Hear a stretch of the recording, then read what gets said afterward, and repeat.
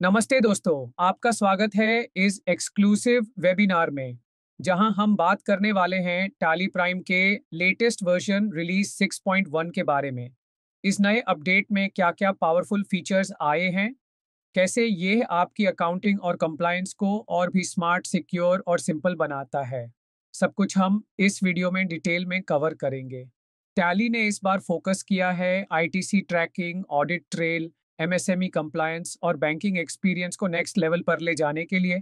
अगर आप tally already use करते हैं या अपग्रेड प्लान कर रहे हैं, तो ये सेशन आपके लिए बहुत ही वैल्यूबल होने वाला है। तो चलिए शुरू करते हैं। What's new in tally prime release 6.1। Video के एंड तक ज़रूर बने रहिए, और अगर पसंद आए तो लाइक, शेयर और सब्सक्राइब करना ना भूलें। इस नए रिलीज में टैली ने कुछ ऐसे फीचर्स इंट्रोड्यूस किए हैं जो आपके डेली अकाउंटिंग, जीएसटी कंप्लायंस और ऑडिट प्रोसेस को और भी एफिशिएंट, सिक्योर और सीमलेस बना देते हैं। चाहे आप एक बिजनेस ओनर, अकाउंटेंट या टैली यूजर हो, ये वेबिनार आपके लिए डेफिनेटली वर्थ वॉचिंग है। आज हम कवर करेंगे नया invoice management system IMS, ITC tracking app और भी easy, powerful edit log summary, हर चेंज का full audit trail, updated MSME compliance tools, reporting और एक्सपोर्ट अब super simple, enhanced bank reconciliation, fast और एक्यूरेट प्रोसेस। टेलीग्राम रिलीज 6.1 जो हमने काफी पिछले 3-4 दिन पहले ही लॉन्च किया है। और ये एक माइनर रिलीज है जिसमें कुछ जीएसटी रिलेटेड चेंजेस है। उसकी वजह से ये रिलीज हमने अर्जेंट बेसिस पे लॉन्च किया है। सो जीएसटी चेंजेस के अलावा और भी 3 चेंजेस है, जिसमें एमएसएमई फॉर्म 1 के चेंजेस है, दूसरे एडिट लॉग रिपोर्टिंग लेवल पे चेंजेस है जो काफी सारे इन्फ्लुएंसर्स और सीएस ऑडिट के दौरान मांग रहे थे। और तीसरा है invoice management system. GST portal में इनवॉइस मैनेजमेंट सिस्टम जो है वो इंट्रोड्यूस किया है उसने। हालांकि वो अभी मैंडेटरी नहीं है, बट हमने टेली प्राइम में एज अ प्रिकॉशनरी उस कनेक्टेड फीचर को इंट्रोड्यूस कर दिया है ताकि लोग टैली में से ही सीखना स्टार्ट करें। और फ्यूचर में जब भी गवर्नमेंट उसको मैंडेटरी बनाएगा, सो अगर वही फीचर टैली में अवेलेबल होगा, वो लोग अच्छे से उसको अडॉप्ट कर पाए। सबसे पहला आता है एमएसएमई फॉर्म 1 चेंजेस। सो एमएसएमई फॉर्म 1 जो है उसके बारे में थोड़ा सा समझते हैं। एमएसएमई फॉर्म 1 किसको फाइल करना है, किसके लिए वो एप्लीकेबल है। So MSME form 1 public limited company और प्राइवेट लिमिटेड कंपनी, यानी कि जितने भी कंपनीज है जो कि माइक्रो एंड स्मॉल बिजनेस से गुड्स या तो सर्विस परचेज करती है, उनके लिए वो एप्लीकेबल है। सो यहाँ पे बायर जो है वो मैंडेटरी कंपनी होना चाहिए। और दूसरा कंडीशन, उन्होंने माइक्रो एंड स्मॉल एंटरप्राइज से गुड्स या तो सर्विस परचेज किया होना चाहिए।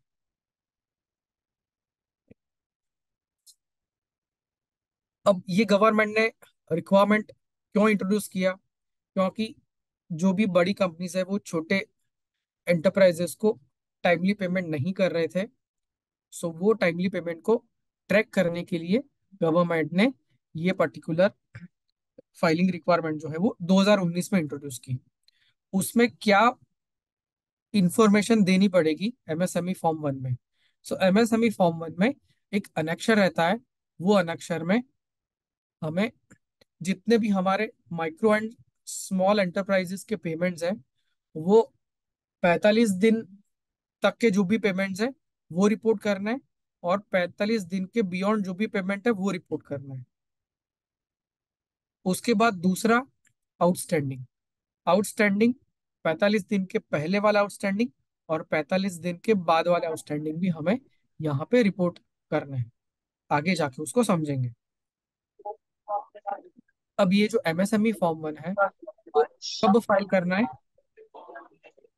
जैसे हम जीएसटी रिटर्न मंथली या तो क्वार्टरली फाइल करते हैं, तो वैसे ही ये एमएसएमई फॉर्म 1 जो है वो हर 6 महीने में एक बार करना होता है। मतलब साल में सिर्फ 2 बार ये फॉर्म फाइल करना होता है कंपनी के द्वारा। सो पहला जो फॉर्म है साल में, वो रहेगा अप्रैल से लेके सितंबर तक के पीरियड के लिए। पहले 6 महीने के लिए एक रिटर्न होगा एमएसएमई वन फॉर्म, और वो उनको फाइल करना पड़ेगा 31 अक्टूबर तक।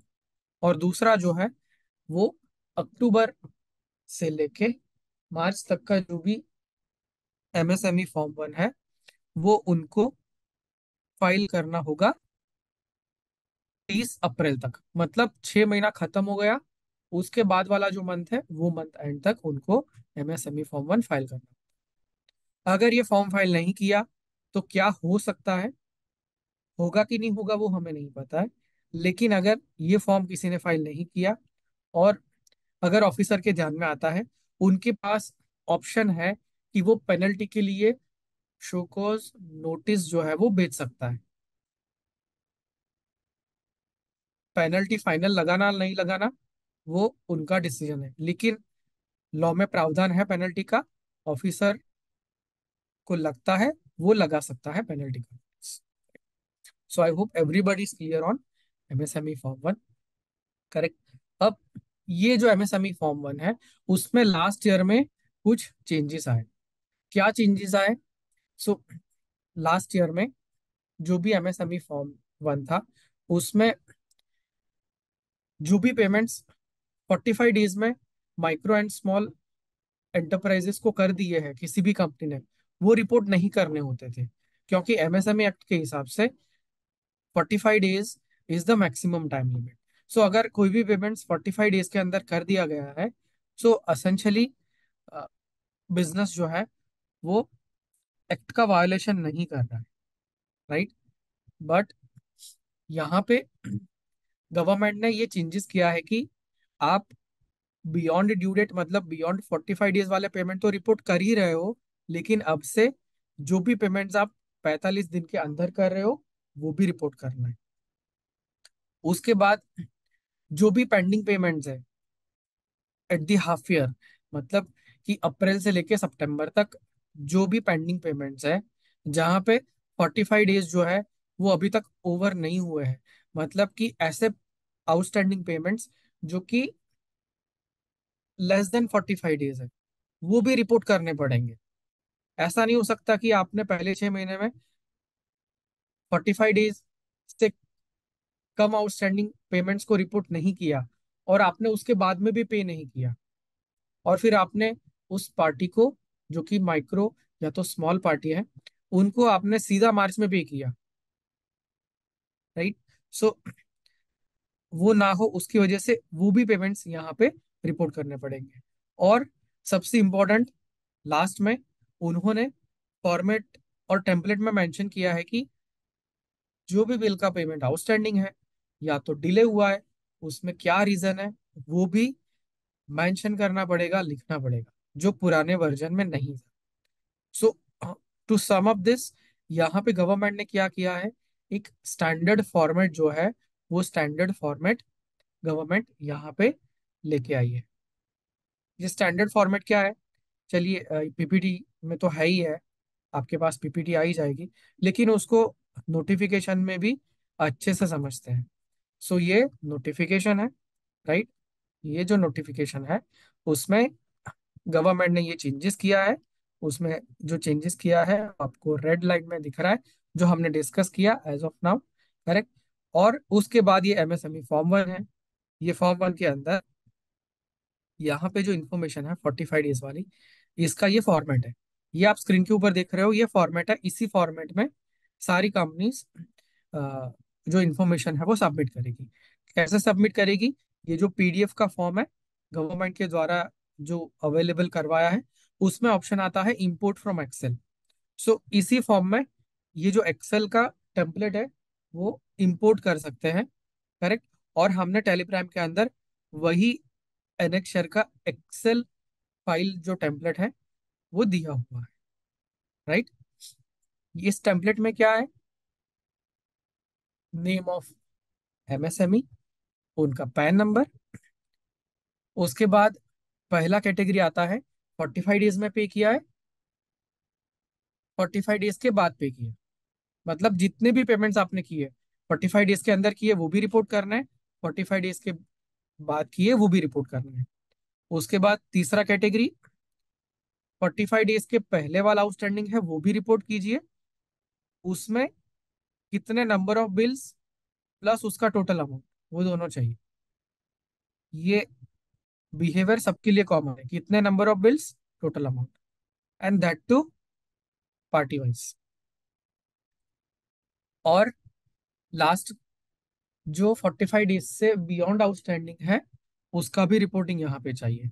और अगर इनमें से किसी भी कॉलम में डिले यहाँ पे नोटिस होता है बियॉन्ड 45 डेज, बियॉन्ड 45 डेज हम क्यों उसको डिले काउंट करेंगे, क्योंकि एमएसएमई एक्ट में जो प्रावधान है उसमें 45 days is a maximum limit.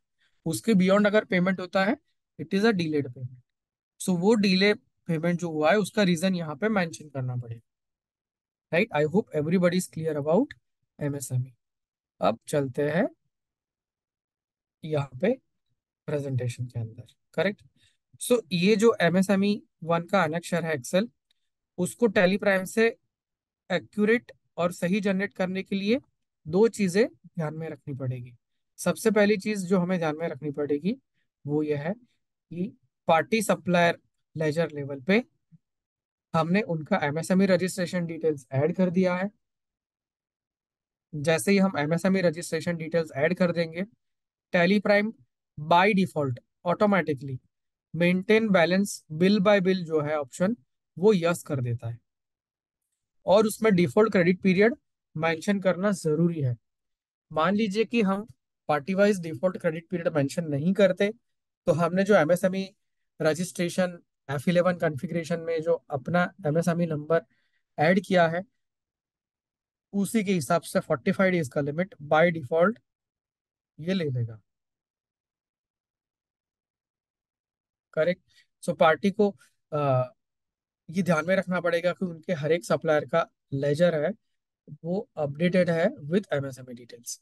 Second thing, transaction level पे क्या ध्यान में रखना पड़ेगा, क्योंकि हमें यहाँ पे सिर्फ आउटस्टैंडिंग रिपोर्ट नहीं बताना है, हमें ये भी बताना है कि कौन सा पेमेंट 45 डेज से कम टाइम में सेटल हुआ, कौन सा पेमेंट बियॉन्ड 45 डेज सेटल हुआ, कौन सा outstanding with in 45 days fall हो रहा है, और कौन सा आउटस्टैंडिंग बियॉन्ड 45 डेज ओवरड्यू हो रहा है। करेक्ट। तो इन सबको दिखाने के लिए हमें यहाँ पे दो चीज करनी पड़ेगी। फर्स्ट वन, जो भी परचेज या तो एक्सपेंस वाउचर एंटर हो रहा है उसमें मैंडेटरी न्यू रेफरेंस करना पड़ेगा, दैट इज मैंडेटरी। और उसके सामने जो करस्पॉन्डिंग पेमेंट रिकॉर्ड हो रहा है वही पेमेंट को अगेंस्ट रेफरेंस 110% मैंडेटरी मार्क करना पड़ेगा। अगर ये नहीं किया, जो लेवल ऑफ इंफॉर्मेशन गवर्नमेंट ने मांगी है वो टैली प्राइम से ऑटोमेटिक एक्यूरेट नहीं आ पाएगी, क्योंकि टैली प्राइम को पता ही नहीं चल पाएगा कि कौन सा पेमेंट कौन से बिल के सामने एडजस्ट करना है। एंड अकॉर्डिंगली डेज ओवरड्यू का कैलकुलेशन जो है, या paid days with in 45 days beyond 45 days जो है वो टैली प्राइम कैलकुलेट नहीं कर सकता।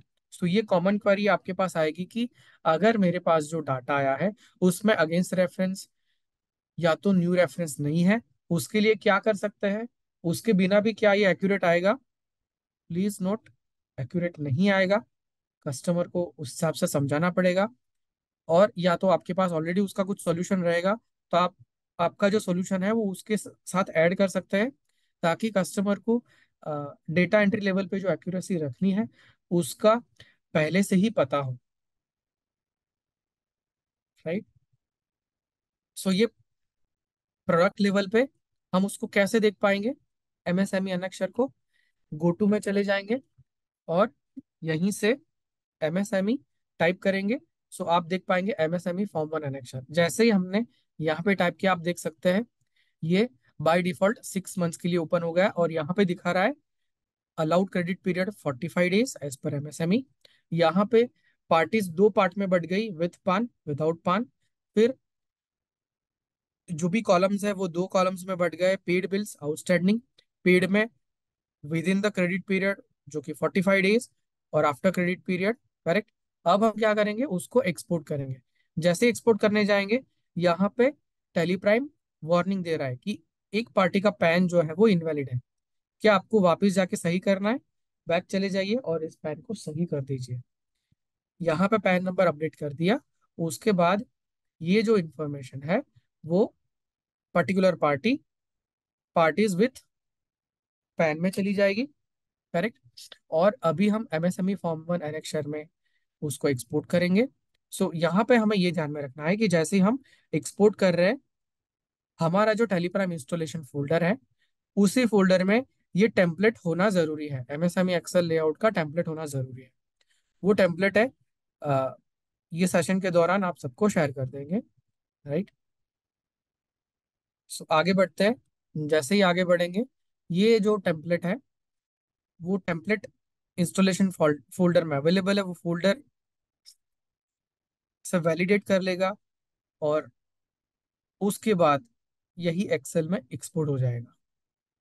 सो जैसे हम GSTR3 भी एक्सपोर्ट करते हैं एक्सेल में यूजिंग यूटिलिटी, वैसा ही कुछ सिमिलर एक्सपीरियंस जो है वो एमएसएमई एक्सपोर्ट के लिए है। अब यहाँ पे एमएसएमई एनेक्शर 1 एक्सपोर्ट हो चुका है।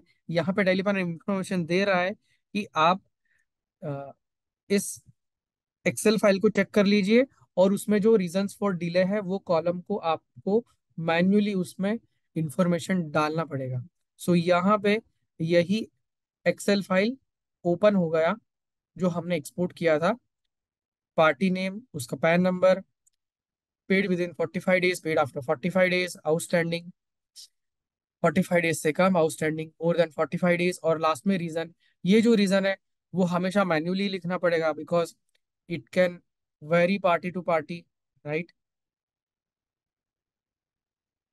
सो यहाँ पे ये रीजन है वो मेंशन करके यही फाइल जो भी बिजनेस है वो उनके कंसल्टेंट या तो कंपनी सेक्रेटरी या तो सीए, जो भी ये एमएसएमई फॉर्म 1 फाइल करता है, उनको यही एनेक्शर रेडी टू इंपोर्ट जो है वो दे सकते हैं उस पीडीएफ फॉर्म में। Right. So I hope the solution will be very very clear to everyone. अब एमएसएमई फॉर्म 1 में कुछ चेंजेस हुए हैं। उसमें कस्टमर के द्वारा कुछ क्वेश्चंस आ सकते हैं, जैसे कि uh, हमारे पास सप्लायर है, उनके डिफरेंट डिफरेंट जीएसटीएन है लेकिन सेम पैन नंबर है। हमने दो लेजर सेपरेट किए हैं, उसको कैसे यहाँ पे हैंडल करेंगे? जो गवर्नमेंट ने इंफॉर्मेशन रिक्वायरमेंट मेंशन किया है उस हिसाब से पैन वाइज डिटेल्स सबमिट करना है। टेलीप्राइम में दोनों फ्लेक्सिबिलिटी अवेलेबल है। आप पैन वाइज व्यू देख सकते हैं जैसा हमने देखा इन द प्रीवियस स्क्रीन। उसके साथ साथ आप right hand side bill wise का ऑप्शन भी आता है, आप बिल वाइज भी देख सकते हैं। सो कोई भी बिजनेस अपने इंटरनल कंट्रोल पर्पस के लिए बिल वाइज भी देख सकता है और फॉर्म सबमिशन के लिए पैन वाइज पार्टी वाइज भी देख सकता है। रिवाइज फॉर्म में हमें पार्टी वाइज डिटेल्स सबमिट करनी है, लेकिन बिल वाइज रिपोर्ट देखना है डेफिनेटली देख सकते हैं। कंट्रोल F8 प्रेस करके वो आप आसानी से देख सकते हैं। उसका button right hand side available है बिल वाइज। करेक्ट। हमने किसी भी क्रेडिट पीरियड को कॉन्फ़िगर नहीं किया है सप्लायर मास्टर लेवल पे। मैंने जब सप्लायर का पार्टी का लेजर बनाया तब डिफॉल्ट क्रेडिट पीरियड कॉन्फ़िगर नहीं किया है, तो मेरा डिफॉल्ट क्रेडिट पीरियड कौन सा गिना जाएगा? उस केस में मेरा डिफॉल्ट क्रेडिट पीरियड गिना जाएगा जो मैंने मेरे एमएसएमई रजिस्ट्रेशन मास्टर में मेंशन किया है, F11। Correct. So usually by default वो 45 डेज रहता है। करेक्ट। सो ये हमने देखा कुछ एमएसएमई रिलेटेड चेंजेस। अब आगे बढ़ते हैं edit log related changes. Edit log किसको एप्लीकेबल है? एडिट लॉग सारी कंपनीज को एप्लीकेबल है। उनका टर्नओवर कितना है उस ऐसा कोई प्रावधान वहां पे नहीं है। कंपनी का टर्नओवर 0 है फिर भी लगेगा, और एनी थाउजेंड्स ऑफ करोड़ है तो भी उनको ये एडिट लॉग एप्लीकेबल है। कब से एप्लीकेबल है? April 23 से एप्लीकेबल है। गवर्नमेंट ने ये एडिट लॉग क्यों इंट्रोड्यूस किया? क्योंकि कंपनी में जो फ्रॉड हो रहे हैं विथ रिस्पेक्ट टू ट्रांजैक्शंस, सो उनको विथ रिस्पेक्ट टू ट्रांजैक्शंस ये इंफॉर्मेशन चाहिए कि वो ट्रांजैक्शन किसने हैंडल किया था, ताकि जब अकाउंटेबिलिटी एस्टेब्लिश करने की बात आए तब उनके पास कुछ इंफॉर्मेशन अकाउंटिंग सॉफ्टवेयर से या अकाउंटिंग सिस्टम से अवेलेबल हो।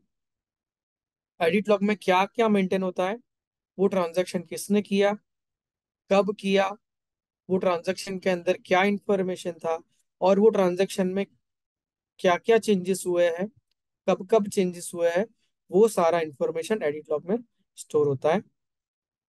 बिजनेसेस एडिट लॉग का कंप्लायंस कैसे कर सकते हैं? सिंपल, उनको और कुछ नहीं करना, अपना काम करने का तरीका चेंज नहीं करना है। उनको सिर्फ ऐसा सॉफ्टवेयर यूज करना है जिसमें edit log feature mandatory available है। अगर एडिट लॉग इम्प्लीमेंट नहीं किया तो क्या हो सकता है? Again, it is up to government officer to decide.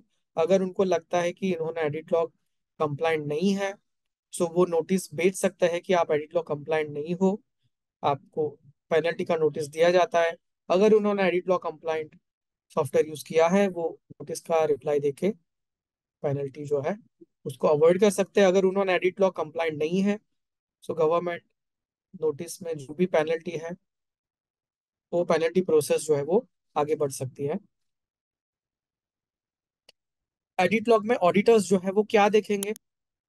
Auditors ये जो आप स्क्रीन के ऊपर देख रहे हैं, वो सारे पॉइंट्स चेक करेंगे on a macro level. Company ने ऐसा अकाउंटिंग सॉफ्टवेयर यूज किया है जिसमें inbuilt audit edit log feature है। प्लीज नोट, ये वर्ड बहुत इंपॉर्टेंट है। कंपनी ने ऐसा सॉफ्टवेयर यूज किया है जिसमें इनबिल्ट एडिट लॉग फीचर है। मतलब हमारा जो नॉर्मल टेलीप्राइम का वर्जन है, उसमें इनबिल्ट एडिट लॉग फीचर नहीं है। Inbuilt edit log feature Teleprime के एडिट लॉग वर्जन में ही है। Edit log feature through out the year operate होना चाहिए। सॉफ्टवेयर में डिसेबल का ऑप्शन नहीं होना चाहिए। सो यहाँ पे हमारा जो नॉर्मल टेलीप्राइम एडिट लॉग है, उसमें एनेबल डिसेबल का ऑप्शन आता है। यही वजह है कि हमने जब एडिट लॉग एप्लीकेबल हुआ, तब एडिट लॉग का सेपरेट ईएक्सी हमने दिया, और तब से सारे वर्जन में एडिट लॉग का ईएक्सी सेपरेटली आता है, क्योंकि गवर्नमेंट का स्पेसिफिक यहाँ पे इंस्ट्रक्शन है, क्राइटेरिया है कि एडिट लॉग वाले वर्जन में एनेबल डिसेबल का ऑप्शन नहीं होना चाहिए। एडिट लॉग को टेम्पर नहीं किया गया, और एडिट लॉग मेंटेन हुआ है। करेक्ट। अब एडिट लॉग लेवल पे हमने क्या क्या एनहांस किया है? सो एडिट लॉग लेवल पे हमने समरी लेवल पे एनहांस किया है। वाउचर वाइज समरी देख सकते हैं, मास्टर वाइज काउंट समरी देख सकते हैं, यूजर वाइज समरी देख सकते हैं। उसके बाद एडिट लॉग के फिल्टर भी कर सकते हैं। फिल्टर में क्रिटिकल 3 एक्टिविटी को फिल्टर कर सकते हैं: log changes due to bank reconciliation, due to invoice and due to e way bill. और लास्ट में ऑडिटर्स के लिए बैकडेटेड डाटा में फाइनेंशियल ईयर खत्म होने के बाद क्या क्या चेंजेस हुए हैं, वो भी आसानी से हम यहाँ पे ट्रैक कर पाएंगे। सो सबसे पहला केस समझते हैं जहाँ पे बिजनेस को यूजर वाइज देखना है, एडिट लॉग समरी। करेक्ट। सो हम यहाँ पे चले जाएंगे डिस्प्ले मोर रिपोर्ट्स, जहाँ पे नया रिपोर्ट आ चुका है, एडिट लॉग समरी। जैसे कि एडिट लॉग समरी के अंदर चले जाएंगे, right hand side change view में हम ऑप्शन सिलेक्ट कर लेंगे user wise voucher summary. User wise voucher summary के अंदर चले जाएंगे, यूजर वाइज यहाँ पे वाउचर समरी दिख जाएगी। कितने यूजर्स ने कितने वाउचर्स जो है वो पोस्ट किए हैं, और उसके वर्जन्स क्या है। यहाँ पे F5 का ऑप्शन है, जैसे ही F5 के ऊपर क्लिक करेंगे, टोटल वाउचर्स का पूरा ब्रेकअप आ जाएगा कि टोटल वाउचर्स कितने हैं, उसमें ऑल्टर्ड कितने हैं, उसमें नॉन ऑल्टर्ड कितने वाउचर्स हैं, वो आसानी से पता चल जाएगा। उसी के अंदर जाके वाउचर टाइप में भी जा सकते हैं, उसके अंदर ड्रिल डाउन करके मंथ में जा सकते हैं, और यहाँ से सिर्फ लिस्ट ऑफ वाउचर्स में जा सकते हैं। अब यहाँ पे आप देख सकते हैं ये पर्टिकुलर वाउचर में एडिट लॉग देखना है, मुझे ट्रांजेक्शन के अंदर जाने की जरूरत नहीं है, मैं यहीं पे रिपोर्ट से ही देख सकता हूँ। उतना ही नहीं, इसी ट्रांजेक्शन के सारे वर्जन सेम स्क्रीन पे मैं देख सकता हूँ, मुझे हर एक ट्रांजेक्शन के अंदर जाके दिखने की जरूरत नहीं पड़ेगी।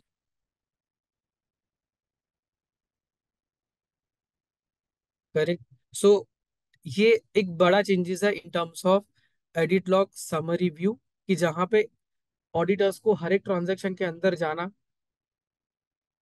मतलब wasting lot of time and always pressing escape enter escape enter. Correct. So ये एक्सपीरियंस जो है वो यहाँ से रिमूव हो जाएगा। और जैसे हम पूरा रिपोर्ट लेवल पे ड्रिल डाउन करते हैं balance sheet, P&L, ledger to transaction, वैसा ही एक्सपीरियंस उनको एडिट लॉग समरी लेवल पे मिलेगा। सेकंड देखते हैं, जहां पे companies bank reconciliation, e way bill और इनवॉइस जनरेट करती है, और वहां पे ये सिस्टम ड्रिवन एक्टिविटी की वजह से एडिट लॉग जो है वो ऑटोमेटिक ऑल्टरेशन में चला जाता है। करेक्ट।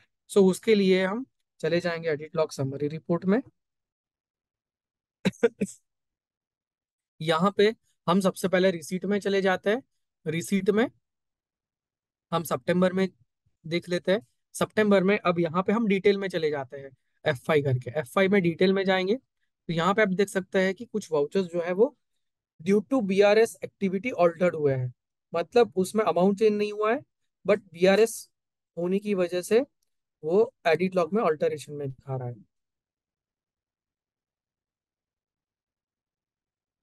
राइट।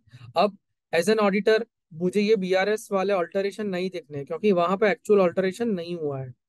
सो हम क्या कर सकते हैं, पीसेस ऑफ वैल्यू में जाके यहाँ पे एक दूसरा ऑप्शन दिया है, include vouchers with altered BRS details, उसमें हम सिंपल नो कर देंगे। जैसे ही नो करके उस ट्रांजैक्शन के अंदर हम जाएंगे और फिर से उसी रिपोर्ट को जनरेट करेंगे और अब उसको डिटेल में जाके देखेंगे। सो यहाँ पे आसानी से आप देख सकते हैं कि जो BRS वाले एडिट लॉग थे वो वाउचर्स फिल्टर हो गए, और बाकी के सिर्फ 8 ट्रांजेक्शन ही दिख रहे हैं। Right. Similar case for sales, सभी लोगों ने ई इनवॉइस और ई वे बिल जनरेट कर लिए। जैसे ही जनरेट किया, एडिट लॉग में ऑल्टरेशन में चला गया। करेक्ट। सो इस बिहेवियर को कैसे बदला जाए ताकि मुझे ऑल्टरेशन सिर्फ मैन्युअल ऑल्टरेशन देखने हैं, ई वे बिल वाले नहीं देखने हैं। सो अगेन हम सेम कंसेप्ट और सेम ऑप्शन अप्लाई करेंगे। करेक्ट। यहाँ पे जो आयरन इंफॉर्मेशन है वो तो सिस्टम ड्रिवन है। हम यहाँ पे बेसिस ऑफ वैल्यू में जाके थर्ड ऑप्शन दिया हुआ है, include vouchers with alter invoice e way bill details, उसमें जाके नो कर देंगे। सो जिन सेल्स वाउचर्स में ई इनवॉइस और ईवे बिल बनाया और उसकी वजह से उसमें ऑल्टरेशन हुआ है, वो वाउचर्स एडिट लॉग में नहीं आएंगे। सो अगर मैं यहाँ पे पर्टिकुलर उस मंथ में चला जाता हूँ और उसको डिटेल्ड व्यू में देख लेता हूँ, सो डिटेल्ड व्यू में आप देख सकते हैं कहीं पे भी alteration due to e invoice e way bill activity नहीं आएगा। सो ये टेली प्राइम यहीं पे फिल्टर कर लेगा। उसके बाद आगे बढ़ते हैं। काफी सारे यूजर्स जो है वो डे बुक और चार्ट ऑफ अकाउंट्स यूज करते हैं, और जिसमें ऑल्टर्ड, नॉन ऑल्टर्ड वाउचर्स जो है मास्टर्स, वो भी यूज करते हैं। लेकिन कितने वाउचर्स ऑल्टर हुए थे और कितनी बार हुए थे, वो मुझे चेक करना है। वो मैं कैसे चेक कर सकता हूँ? सो उसके लिए भी आपको हर एक ट्रांजेक्शन के अंदर डिटेल में जाने की जरूरत नहीं है, जहां पे हमें ऑल वर्जन करना है। उसके लिए आप यहीं पे on the face of report आसानी से देख सकते हैं। सो एडिट लॉग समरी में चले जाएंगे, और यहाँ पे आप देख सकते हैं वर्जन का ऑप्शन है, जिसमें हम लिस्ट ऑफ ऑल वाउचर्स में चले जाते हैं। सो यहाँ पे मेरे पास ऑल वाउचर्स आ गए। ऑल वाउचर्स में वाउचर नंबर के बाजू में एक नया कॉलम आप देख सकते हैं, वर्जन्स। सो ये पर्टिकुलर वाउचर कितनी बार ऑल्टर हुआ है, ये काउंट दिखाता है वर्जन्स, मतलब ये वाउचर 2 बार ऑल्टर हुआ है क्रिएट होने के बाद। करेक्ट। वो ये बताता है। नीचे काउंट आ रहा है 6, 10। करेक्ट। सो यहाँ पे ये शो करता है कि ये पर्टिकुलर वाउचर जो है वो 10 बार ऑल्टर हुआ है। और यहाँ पे अगर सारे वर्जन देखने हैं, राइट हैंड साइड ऑप्शन है all versions. All versions on the face of report जो है वो आसानी से देख सकते हैं। मुझे ट्रांजेक्शन के अंदर जाने की जरूरत नहीं पड़ेगी।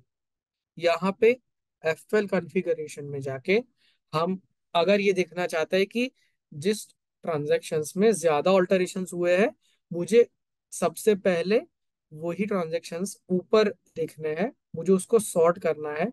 सो यहाँ पे सबसे ज्यादा ऑल्टरेशन जिस ट्रांजेक्शन्स में हुए हैं वो रिपोर्ट में सबसे ऊपर आ जाएंगे।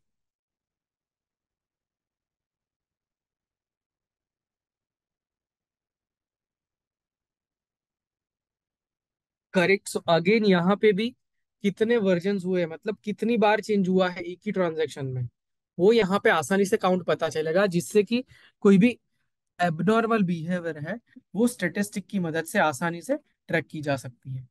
अब देखते हैं कि बुक क्लोज कर दिए थे, और बुक मतलब मार्च मंथ क्लोजिंग होने के बाद नेक्स्ट ईयर में पुराने साल के ट्रांजैक्शन में किसने चेंजेस किए। सो हम यहाँ पे चले जाएंगे F2 पीरियड में, जहाँ पे हम फाइनेंशियल ईयर 24-25 दे देते हैं। ठीक है, 24-25 में हम यहाँ पे देख सकते हैं कि इतने नंबर ऑफ ट्रांजेक्शन्स है जो कि ऑल्टर्ड हुए हैं। अब हम चले जाएंगे वर्जन पीरियड। अब वर्जन पीरियड क्या है? वर्जन पीरियड मतलब कि ये पर्टिकुलर ट्रांजेक्शन्स में April 25 के बाद अगर किसी ने कुछ चेंजेस किया है तो यहाँ पे मुझे दिखाइए। सो ये फाइनेंशियल ईयर है लास्ट ईयर का, लेकिन उसमें किसी ने 1 अप्रैल 25 से चेंजेस किया है, वो मुझे दिखाइए। अगेन उसमें मुझे सिर्फ ऑल्टर डिलीटेड वाउचर्स ही दिखाइए, और ऐसे वाउचर्स दिखाइए जहां पे किसी ने मैन्युअल एक्टिविटी करके उसको चेंज किया है, मतलब मैन्युअली या तो अमाउंट चेंज किया या तो कुछ और चेंज किया, उतने ही वाउचर्स दिखाइए। तो मेरे पास जो 1500 वाउचर थे उसमें से टेलीप्राइम ने बता दिया कि एज एन ऑडिटर्स आपको सिर्फ और सिर्फ 13 वाउचर्स ही वेरीफाई करने हैं, जहां पे आपको फोकस करना है। सो एडिट लॉग में ऑडिटर्स के लिए जो वाउचर वेरिफिकेशन फिल्टरिंग है, जहां पे ऑल्टरेशन हुआ है, वो टेलीप्राइम 6.1 में सीमलेस हो चुका है। अगेन उसी को भी यूजर वाइज भी देख सकते हैं, वाउचर टाइप वाइज भी देख सकते हैं, और उसी के अंदर मंथली ड्रिल डाउन करके ट्रांजैक्शन लेवल पे भी जाके आसानी से देख सकते हैं। यहाँ पे अगर ये ट्रांजैक्शन ऑल्टरेशन हुआ है, उसके सारे वर्जन्स हम यहीं पे देख सकते हैं।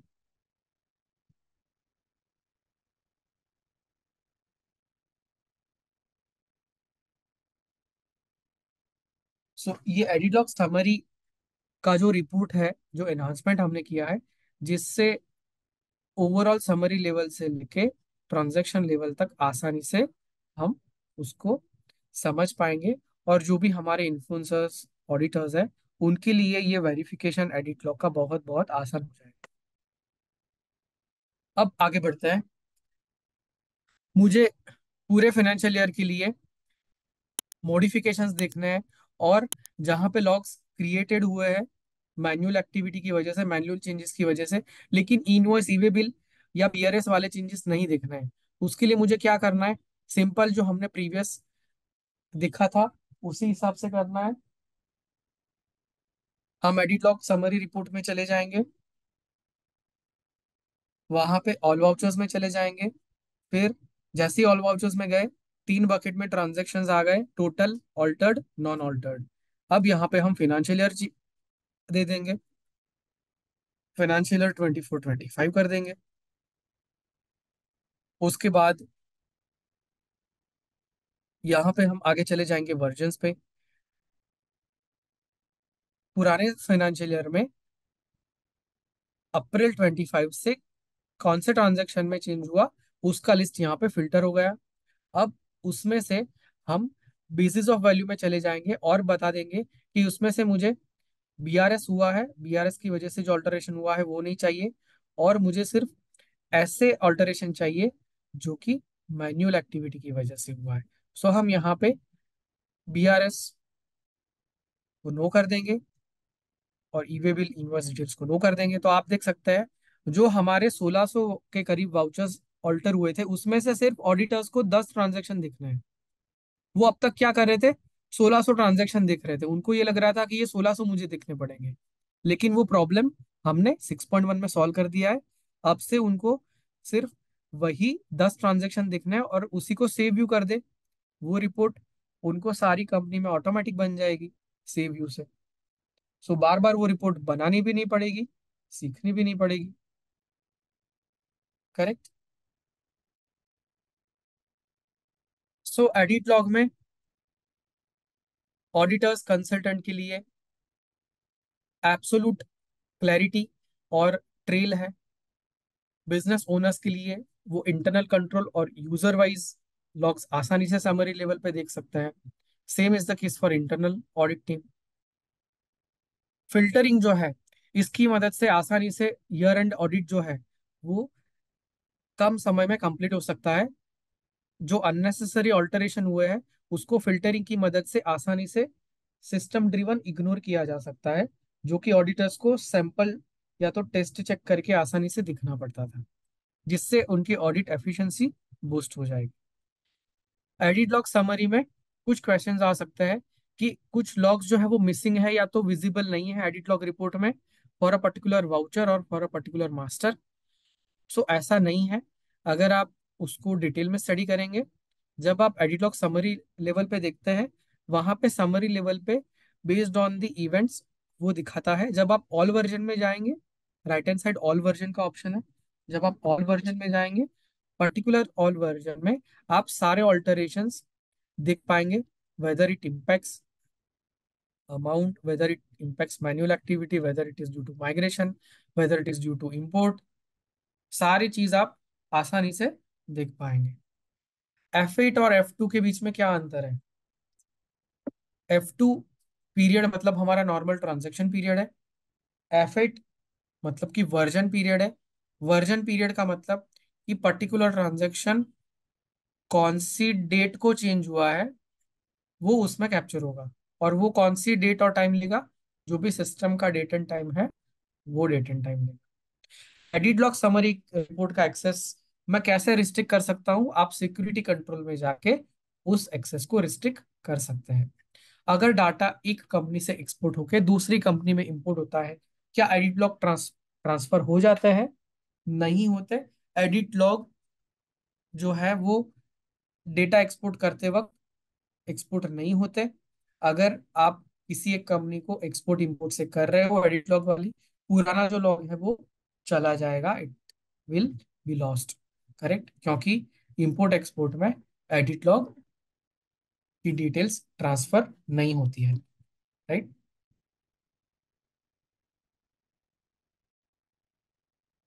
अब बढ़ते हैं आगे, IMS related. Invoice management system. Invoice management system क्या है, पहले उसका बेसिक समझते हैं थोड़ा। So invoice management system GST portal ने अक्टूबर 2024 से इंट्रोड्यूस किया है, और ये जो इनवॉइस मैनेजमेंट सिस्टम है वो रियल टाइम आईटीसी रिकंसिलिएशन करने के लिए गवर्नमेंट ने लॉन्च किया है। क्या जीएसटी पोर्टल के द्वारा यहाँ पे आईएमएस एप्लीकेबल किया गया है, उसमें कोई टर्नओवर लिमिट रखी गई है? नहीं। अगर कोई भी बिजनेस जो है वो जीएसटी पोर्टल पे लॉगिन करेगा, वो अपने लॉगिन में आईएमएस देख पाएगा। जैसा कि ई इनवॉइस में टर्नओवर लिमिट स्पेसिफाई की है और उन्हीं लोगों को अभी एनेबलमेंट हुआ है इनवॉइस पोर्टल पे, सो ऐसा यहाँ पे जीएसटी पोर्टल पे नहीं है। जितने भी बिजनेस जीएसटी रजिस्टर्ड है, जो रेगुलर आईटीसी क्लेम कर रहे हैं, वो सारे बिजनेसेस अक्टूबर 24 से लेके आईएमएस देख सकते हैं और जीएसटी पोर्टल पे आईएमएस को परफॉर्म कर सकते हैं। आईएमएस इनवॉइस मैनेजमेंट सिस्टम में एक्चुअल में क्या एक्सपेक्टेशन है? सो एक्सपेक्टेशन यहाँ पे ये है कि जो भी जीएसटीआर 1 के द्वारा सेल्स बिल अपलोड होता है, वो अब तक जीएसटीआर 2B में डायरेक्टली जाता था, 2B एंड 2A में, लेकिन अब 2B में आने से पहले वही बिल्स पहले आईएमएस में आएंगे। आईएमएस में जो भी बिजनेस है वो उसको या तो एक्सेप्ट करेगा या रिजेक्ट करेगा या उसको पेंडिंग रखेगा। राइट। और उसके हिसाब से वो फिर आगे आईएमएस में से निकल के जीएसटीआर 2B वाले रिपोर्ट में चला जाएगा, और फिर वहीं से जीएसटी फाइलिंग होगी। आईएमएस कब कर सकते हैं? आईएमएस कभी भी कर सकते हैं 24/7। लेकिन एक बार आपने किसी भी मंथ का जीएसटीआर 3B फाइल कर दिया, उसके बाद उस मंथ का आईएमएस जो है वो जीएसटी पोर्टल लॉक कर देता है। अगर ये आईएमएस मैंने नहीं किया अभी जीएसटी पोर्टल पे, तो क्या होगा? कुछ नहीं होगा। अगर आईएमएस नहीं किया, जीएसटी पोर्टल ऑटोमेटिकली जितने भी जीएसटीआर 1 पे ट्रांजैक्शंस आईएमएस में आए हैं वो सारे आईएमएस से निकाल के जीएसटीआर 2B में ऑटोमेटिक ट्रांसफर कर देगा। मतलब कि आईएमएस में अगर एक्सेप्ट नहीं किया तो ये पोर्टल मान लेगा कि आपको सारे ट्रांजेक्शन एक्सेप्ट करने हैं, और वो ऑटोमेटिकली जीएसटी या 2B में ट्रांसफर हो जाएगा। करेक्ट। सो आईएमएस और 2B के बीच में अंतर क्या है? आईएमएस में रिजेक्ट का ऑप्शन है, 2B में वो आईटीसी को मैन्युअली रिवर्स करना पड़ता है। अगर क्रेडिट नोट किसी ने रॉन्गली अपलोड कर दी है, सो हमारे पास ऑप्शन है कि आईएमएस में उसको रिजेक्ट करें, लेकिन 3B में उसको मैन्युअली ही करना पड़ेगा ऑलवेज। अगर इनवॉइस सप्लायर ने अपलोड किया है लेकिन अभी तक जो शिपमेंट और कंसाइनमेंट है वो हमारी फैक्ट्री में नहीं आया है, करेक्ट, सो मैं उस आईटीसी को पेंडिंग रख सकता हूँ अगर मैं आईएमएस कर रहा हूँ। लेकिन अगर मैं आईएमएस नहीं कर रहा हूँ तो 2B में मुझे वो रिवर्स करना पड़ेगा और नेक्स्ट मंथ उसको फिर से रिक्लेम करना पड़ेगा।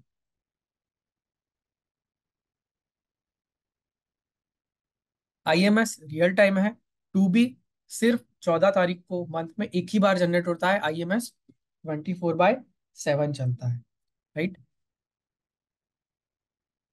सो ये आईएमएस का छोटा सा वर्कफ्लो है जो हम समझ रहे हैं। जो भी सामने सप्लायर है या तो वो इनवॉइस जनरेट करेगा या मैन्युअली जीएसटीआर 1 में उस बिल को अपलोड करेगा। जैसे ही जीएसटीआर 1 में वो B2B बिल अपलोड हुआ है, वो बाय डिफॉल्ट आईएमएस में चला जाएगा। आईएमएस में 4 एक्शन बटन्स हैं: accept, reject, no action, pending. अगर मैंने एक्सेप्ट किया वो 2B में चला जाएगा, रिजेक्ट किया वो आईएमएस से निकल जाएगा और 2B में एक्सक्लूड में चला जाएगा कि ये सामने वाली पार्टी ने अपलोड किया था लेकिन जो बिजनेस है उसने उसको रिजेक्ट कर दिया है। अगर एक्शन नहीं लिया तो क्या होगा? जैसा एक्सेप्ट करने से होता है वैसा ही सेम नो एक्शन करने से, मतलब अगर मैंने एक्शन नहीं लिया तो मैं मान लूंगा कि जो भी आईएमएस में बिल्स आए हैं वो आपको मंजूर है और जीएसटी पोर्टल सारा डेटा 2B में ट्रांसफर कर देगा। करेक्ट। पेंडिंग मतलब वो कैरी फॉरवर्ड होगा नेक्स्ट मंथ के लिए। आईएमएस में कौन से डॉक्यूमेंट्स अवेलेबल होंगे, मतलब bills? Only B2B invoices available होंगे। सो B2B invoices original amended and debit note credit note original and amended. Correct.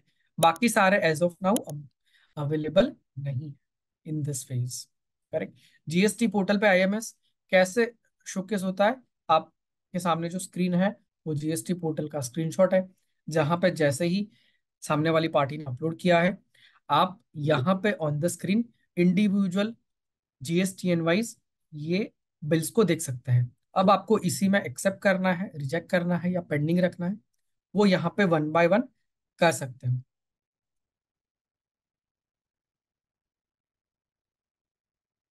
जैसे ही आपने आईएमएस बना लिया है, एक्सेप्ट, रिजेक्ट और पेंडिंग कर लिया है, कंफर्म कर दिया, उसके बाद क्या होगा?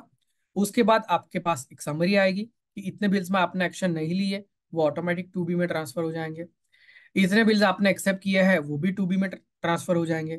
इतने रिजेक्ट किए हैं जो 2B में नहीं आएंगे वो 2B में एक्सक्लूडेड वाले सेक्शन में आएंगे। और इतने पेंडिंग है, मतलब कि आप इस मंथ का आईएमएस, इस मंथ का जीएसटीआर 3B फाइल करेंगे तो ये जो पेंडिंग वाले बिल्स है नेक्स्ट मंथ के आईएमएस में ऑटोमेटिक ट्रांसफर हो जाएंगे। और जीएसटी पोर्टल या तो टेलीग्राम आपको याद दिलाएगा कि ये पुराने मंथ के पेंडिंग बिल्स है जो आपको इस मंथ में क्लेम करना है कि नहीं करना है। यूजुअली ये जो पेंडिंग है वो आज के समय में हम कैसे करते हैं? जीएसटीआर 2B में हम उसको मैन्युअली रिकंसाइल करते हैं हमारे कस्टमर्स, और मैन्युअली एक्सेल में जो बिल्स का आईटीसी नेक्स्ट मंथ में क्लेम करना है वो कहीं पे कॉपी पेस्ट करके रख देते हैं और ये सारा ट्रैकिंग मैन्युअली करते हैं। बट वही ट्रैकिंग आईएमएस अडॉप्शन से आसानी से सिस्टम ड्रिवन हो सकता है। सो ओवरऑल आईएमएस से आईटीसी मैनेजमेंट और स्ट्रीमलाइन हो जाएगा। रिकंसिलेशन में जो मैनुअल एफर्ट्स है वो रिड्यूस होंगे। कैसे रिड्यूस होंगे? आप सबको पता रहेगा कि काफी सारे बिजनेस में ये कॉमन प्रैक्टिस होती है कि जैसे ही 14 तारीख को जीएसटीआर 2B एक्सेल से पोर्टल में डाउनलोड हो गया, काफी सारे कंसल्टेंट्स बिजनेस को वो पूरा रिपोर्ट दे देते हैं और बोलते हैं सर आपका ये 2B जनरेट हुआ है इस मंथ का, इसमें जितने भी बिल्स है आप मैंडेटरी सबमिट कीजिए ताकि उसका अकाउंटिंग कंप्लीट करके उस आईटीसी को 19 तारीख से पहले हम एक्यूरेटली क्लेम कर पाए और आपको लेट फीस ना हो। करेक्ट। तो ये जो मैन्युअल एफर्ट्स लगते हैं रिकंसिलेशन में, वो रिमूव हो जाएंगे। तो इससे जीएसटी रिकंसिलेशन आसान होने से 3B और स्मूथ हो जाएगा, कैश फ्लो इंप्रूव होगा, और कंप्लायंस रियल टाइम होगा, जो कि यूजुअली वंस अ मंथ होता है। राइट।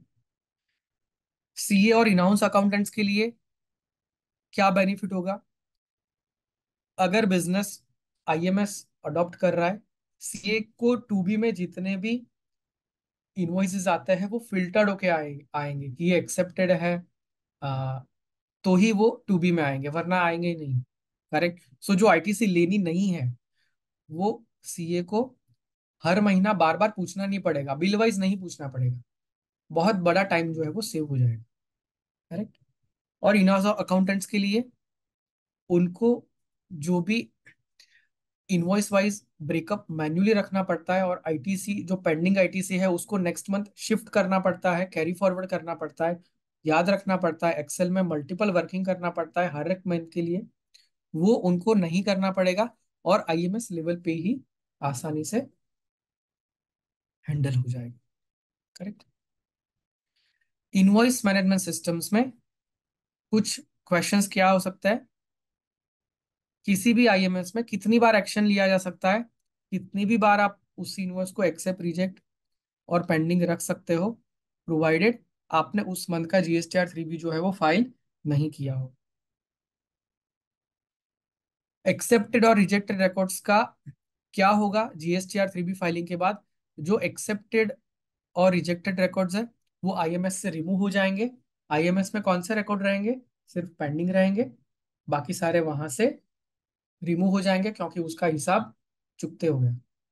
और जो पेंडिंग है वो नेक्स्ट मंथ कैरी फॉरवर्ड होगा।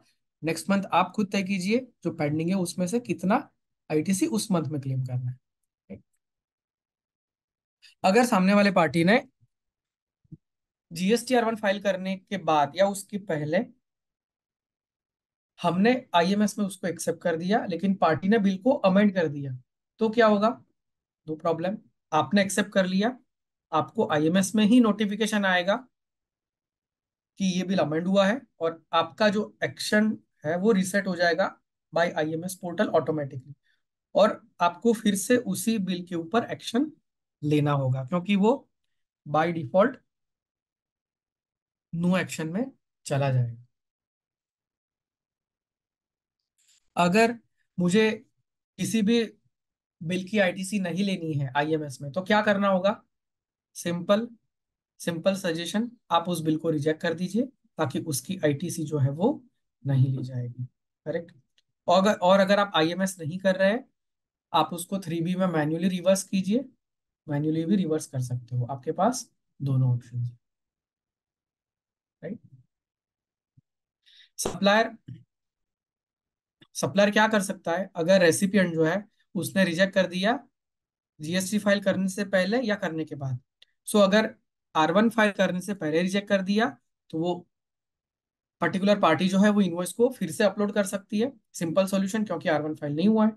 अगर R1 फाइल हुआ है, सो एज यूजुअल जब हम अमेंडमेंट करते हैं वैसे ही अमेंडमेंट करना है। सिंपल सॉल्यूशन, जो पहले का सॉल्यूशन है वही है। कितनी बार GSTR 2B रिकॉम्प्यूट कर सकते हैं? आप 3B फाइल करने से पहले कितनी भी बार GSTR 2B रिकॉम्प्यूट कर सकते हैं? मतलब मान लीजिए कि आप 15 तारीख को GSTR 2B का रिकंसिलेशन कर रहे हैं, और उसमें दो तीन पार्टी ने बिल अपलोड नहीं किए। करेक्ट। और पार्टी ने एक दो दिन लेट फाइल किया, आपको आईएमएस में वो बिल रिफ्लेक्ट हो गए, आपको उसकी आईटीसी क्लेम कर लेनी है, भले ही उसने ड्यू डेट के बाद फाइल किया है। करेक्ट। सो उस केस में क्या होगा? उस केस में आप उसको एक्सेप्ट करके रिकॉम्प्यूट GSTR 2B करेंगे, आप उसी क्रेडिट को क्लेम कर पाएंगे, प्रोवाइडेड आपने 3B फाइल नहीं किया है। करेक्ट। अगर रिजेक्टेड इनवॉइस है, क्या उसको एक्सेप्ट किया जा सकता है? एब्सोल्युटली किया जा सकता है, लेकिन उस मंथ का 3B फाइल करने से पहले। क्योंकि अगर मैंने 3B फाइल कर लिया, तो जितना भी इनवॉइसेस का स्टेटस है वो पूरा रिसेट हो जाएगा, आईएमएस पूरा रिसेट हो जाएगा। उसके पहले अगर मैंने कोई गलती से इनवॉइस रिजेक्ट कर दिया है, फिर से वहीं पे जाके उसको एक्सेप्ट कर सकता हूँ। उसके बाद और कौन कौन से चेंजेस जो है वो यहाँ पे किए गए हैं। सो रिलीज 6 में बैंक रिकंसिलेशन रिलेटेड कुछ फ्रिक्शंस थे, और उसी फ्रिक्शंस को यहाँ पे हमने सॉल्व कर दिए गए हैं। सो कौन कौन से मेजर चैलेंजेस को सॉल्व किए हैं बैंक रिकंसिलेशन रिपोर्ट लेवल पे। जहां पे हम मैन्युअल रिकंसिलेशन रिपोर्ट में जाते हैं, वहां पे बाय डिफॉल्ट हम जितना पीरियड देते थे उतने ही अनरिकंसाइल्ड ट्रांजैक्शन आते हैं। आइडियली वो ऑल ट्रांजैक्शंस आने चाहिए, all unreconciled till date, starting from the beginning. So वही बिहेवियर जो है जो पहले वाले टेली प्राइम वर्जन में था, उसको फिर से उसमें रिस्टोर कर दिया गया है। फिर ओपनिंग बीआरएस में जितने भी ट्रांजैक्शंस 6 बंद के पहले वाले थे, वो ओपनिंग बीआरएस में से ऑटोमेटिक निकल के जा रहे थे, जिसकी वजह से बैलेंस मिसमैच जो है वो हो रहा था। लेकिन 6.1 में उसी बग को फिक्स कर दिया गया है, और वो पर्टिकुलर 6 मंथ्स के पहले वाले अनरिकंसाइल्ड ट्रांजेक्शन है वो भी उसमें इंक्लूड हो जाएंगे। मैन्युअल रिकंसिलेशन रिपोर्ट जो है उसमें काफी सारे यूजर्स को, जैसे वो मैन्युअली रिकंसाइल कर रहे हैं, उनको रिकंसाइल ट्रांजेक्शन्स भी दिखना है। सो अभी यूजर के पास दो ऑप्शन है। किसी को रिकंसिलेशन करते वक्त रिकंसाइल ट्रांजेक्शन नहीं देखना है, बाय डिफॉल्ट नहीं दिखेंगे। और अगर किसी को रिकंसाइल ट्रांजेक्शन प्लस अनरिकंसाइल दोनों एक स्क्रीन पे देखना है, बेसिस ऑफ वैल्यू में जाके शो अनरिकंसाइल शो रिकंसाइल ट्रांजेक्शन को यस करके दोनों ट्रांजेक्शन एक ही स्क्रीन के ऊपर देख सकते हैं वाइल परफॉर्मिंग रिकंसिलेशन। करेक्ट। उसके बाद कुछ अदर फिक्सेस क्या है, जैसे कि बैंक स्टेटमेंट इंपोर्ट करने जा रहे थे तो उसमें अकाउंट नंबर सेम था, फिर भी वो मिसमैच में जा रहा था due to special characters and other hidden characters. उसको फिक्स कर दिया गया है, और जो भी डिजिट है उस हिसाब से बैंक अकाउंट नंबर वैलिडेट होगा और स्टेटमेंट इंपोर्ट होगा। बैंक रिकंसिलेशन रिपोर्ट्स में क्या इंप्रूवमेंट किए गए हैं, जब भी हम फाइंड अ मैच या तो मॉडिफाई मैच वाले स्क्रीन पे जाते थे, वहां पे पोटेंशियल मैच कॉन्फ़िगरेशन का बटन ऐड कर दिया गया है, क्योंकि उसमें यूजर को मैन्युअली जाके करना पड़ता था। लेकिन जो पोटेंशियल कॉन्फ़िगरेशन प्रीवियस स्क्रीन में एप्लीकेबल है, वही कॉन्फ़िगरेशन फाइंड अ मैच में भी होना चाहिए। सो यूजर फीडबैक को ध्यान में लेते हुए उसको ऐड किया गया है। जब भी हम रिकंसाइल्ड रिपोर्ट में जाएंगे, वहां पर बैंक डेट जो है वो नहीं दिखता था, स्पेशली जहां पे ट्रांजैक्शन लिंक करके रिकंसाइल करते थे। लेकिन अब वहां पे बैंक डेट जो है वो भी रिफ्लेक्ट होगा, जितने ट्रांजैक्शन रिकंसाइल्ड वाया लिंकिंग है। करेक्ट। उसके अलावा ई पेमेंट समरी, हमने टेलीप्राइम वर्जन 1 में बल्क ई पेमेंट्स फाइल का ऑप्शन दिया था। राइट। सो उस ऑप्शन में नंबर ऑफ काउंट्स है इंपोर्टेड पेमेंट में, जो रिवर्स फाइल समरी आती थी उसका कहीं पे count wise status wise breakup जो है वो नहीं आता था। हमने 6.1 में वही ब्रेकअप जो है वो अवेलेबल किया है। राइट। रिलीज 6.1 को कस्टमर में अडॉप्ट करवाने के लिए काफी सारे मटेरियल्स अवेलेबल हैं। 1 पेजर गाइड है, कस्टमर के लिए क्विक स्टार्ट गाइड है। आपके जो टीम मेंबर्स हैं, आप सभी के टीम मेंबर्स को खुद प्रैक्टिस करने के लिए हमने एक डेमो डेटा भी बनाया हुआ है। उसका लिंक आसानी से आपको शेयर करके आपकी टीम खुद प्रैक्टिस कर सकती है, ताकि जब भी आप कस्टमर को फिजिकल मिल रहे हो या ऑनलाइन इंटरेक्शन कर रहे हो, आप खुद पहले हैंड्स ऑन हो सकते हो उसी में। उसमें क्या क्या प्रोसेस करनी है वो सारा 1 पेजर गाइड में लिखा हुआ है। राइट। सो आपके पास जो भी आपको रिक्वायर्ड मटेरियल्स है वो हमारे पास अवेलेबल है। 6.1 के अनाउंसमेंट यहीं पे क्लोज करते हैं। अगर आपको और भी जानकारी चाहिए तो आप डिस्क्रिप्शन में दिए गए लिंक पर क्लिक कर सकते हैं या tally.help.com पर जाकर सपोर्ट फॉर्म फिलअप करें, जहां से आपको हमारे ट्रेंड एक्सपर्ट से इजी और एफिशिएंट सपोर्ट मिल जाएगा। एक छोटा सा एनहांसमेंट जो हमने किया है वो है GSTR1 का फॉर्मेट। GSTR1 एक्सेल में एक्सपोर्ट कर रहे थे जून के फर्स्ट एंड सेकेंड वीक में, तब 6.0 में से GSTR1 का जो एक्सेल है उसमें HSN ब्लैंक आता था। करेक्ट। उसमें B2B B2C ब्रेकअप नहीं आता था।